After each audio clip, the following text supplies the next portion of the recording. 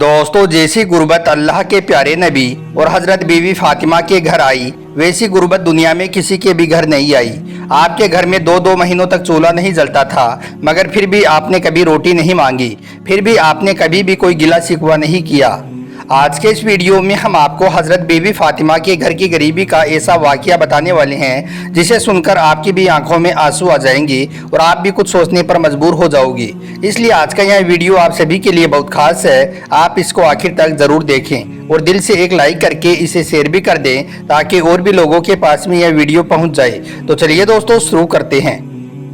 दोस्तों, हज़रत बीवी फातिमा अल्लाह के प्यारे नबी हज़रत मोहम्मद सल्लल्लाहु अलैहि वसल्लम की लाडली बेटी और हज़रत अली शेर खुदा की बीवी हैं और हज़रत हसन और हुसैन की वालिदा हैं। सिर्फ 22 या 25 साल की उम्र में आपकी शहादत हो गई थी, यानी कि आप इस दुनिया से रुखसत हो गई थी। रसूल अल्लाह सल्लल्लाहु अलैहि वसल्लम की बेटी होने के बावजूद भी हज़रत बीबी फातिमा के पास में दुनियावी दौलत में से कुछ भी नहीं था। सादगी में आप एक मिसाल थी। आप अपनी माँ से मिले तमाम जेवर अल्लाह की राह में दान कर दिए थे। आप घर में चक्की पीसने से लेकर तमाम कामों को अपने हाथों से अंजाम देती थी और अपने बच्चों की परवरिश करती थी। घर में बिस्तर के नाम पर ऊँट की एक सूखी खाल थी, जिस पर दिन में आपका ऊँट चारा खाता था और रात में वही खाल आपके सोने के काम में आती थी।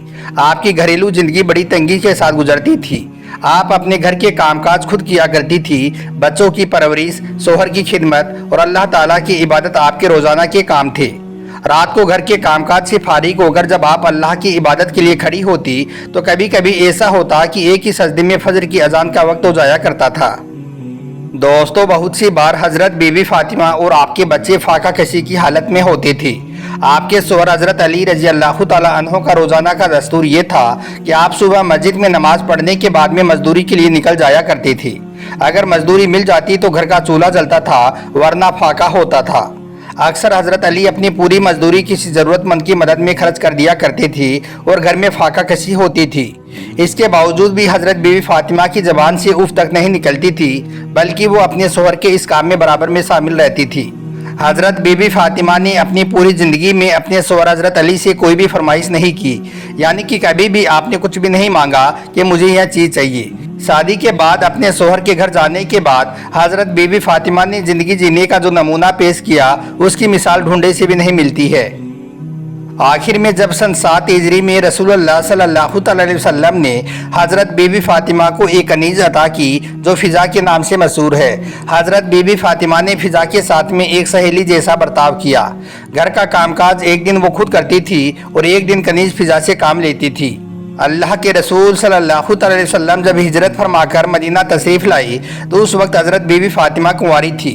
मुहर्रम 2 हिजरी में अल्लाह के रसूल सल्लल्लाहु अलैहि वसल्लम ने अपनी लाडली बेटी हज़रत बीवी फातिमा की शादी हज़रत अली शेर खुदा के साथ में कर दी। दोनों को अपने घर से विदा करने के बाद में आपने फरमाया कि घर पहुँचकर तुम दोनों मेरा इंतज़ार करना।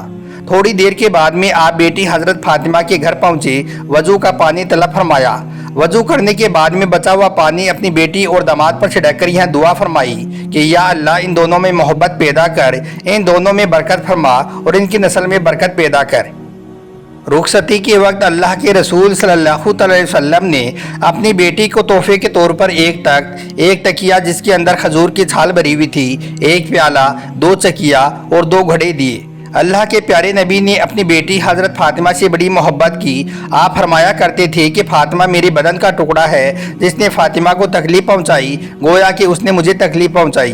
दोस्तों, अब हम आपको उस वक्त का एक वाक़या बताते हैं जब हज़रत हसन और हुसैन की उम्र मुबारक सिर्फ 4 या 5 साल थी।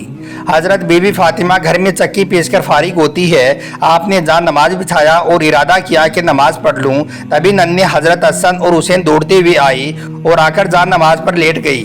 हज़रत बीवी फातिमा ने उठने को कहा तो दोनों शहजादी मचल गई और कहने लगी कि अम्मी जान, सुबह ईद हो जाएगी, ईद के दिन सब नए नए कपड़े पहनेंगे, हमें भी ईद पर नए नए कपड़े मंगवा दो। तो यह सुनकर बीवी फातिमा का दिल हिल गया। आपने फ़ौरन ही बच्चों को अपने सीने से लगा लिया और कहने लगी, हाँ मेरे बच्चों, मुझे नमाज पढ़ लेने दो, कल मैं तुम्हें नए कपड़े मंगवा कर दे दूंगी। इस पर शहजादों ने कहा कि अम्मी कल तो ईद है। हज़रत हसन ने कहा, अम्मी अगर कल कपड़े आ भी गए तो हमें सिलकर कौन देगा?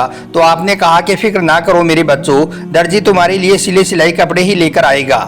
और फिर हज़रत बीवी फातिमा ने नमाज पढ़ना शुरू कर दिया।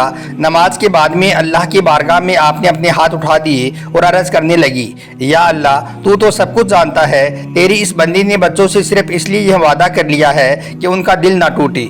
या अल्लाह, तू खूब जानता है कि फातिमा ने कभी झूठ नहीं बोला है। या अल्लाह, मेरे उठे हुए हाथों की लाज रखना, मैंने तेरी रहमत के सहारे पर बच्चों से नए कपड़ों का वादा कर लिया है। या अल्लाह, मेरे वादे की लाज रखना।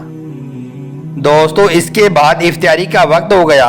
ईद का चांद नजर आ गया। मदीना शरीफ में खुशियां मनाई जाने लगी। बच्चे अभी से ईद की तैयारियां कर रहे थे।